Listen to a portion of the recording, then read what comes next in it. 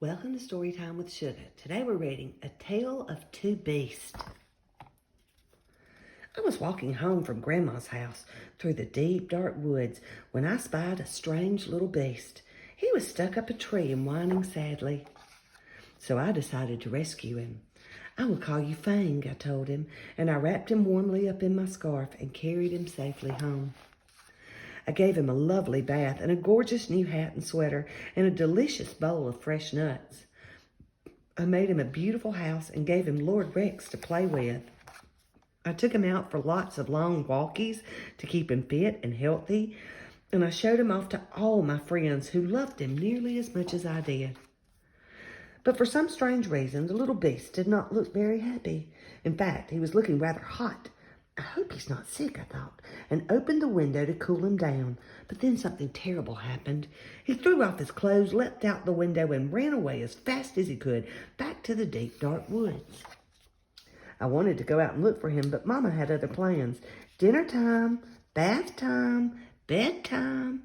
I couldn't sleep. I missed the little beast and wondered if I would ever see him again. But then a small furry shadow appeared at the foot of my bed. The strange little beast had returned. He seemed quite pleased to see me, and I began to think that maybe, just maybe, he wasn't that strange after all.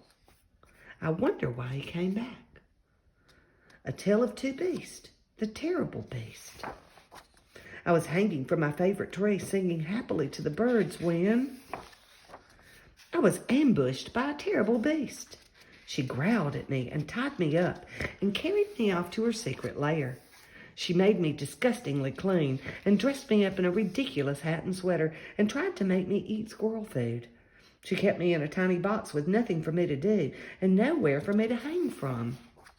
She made me walk backwards and backwards again for no reason whatsoever. She showed me off to a herd of even wilder beasts who were just as terrible as she was. I had had enough. I made a cunning plan and put it straight into action.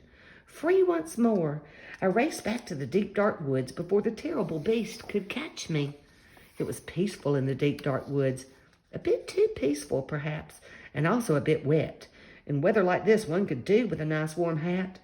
I snuck back to retrieve it under cover of darkness. The terrible beast was waiting for me. She seemed quite pleased to see me, and I began to think that maybe, just maybe, she wasn't that terrible after all.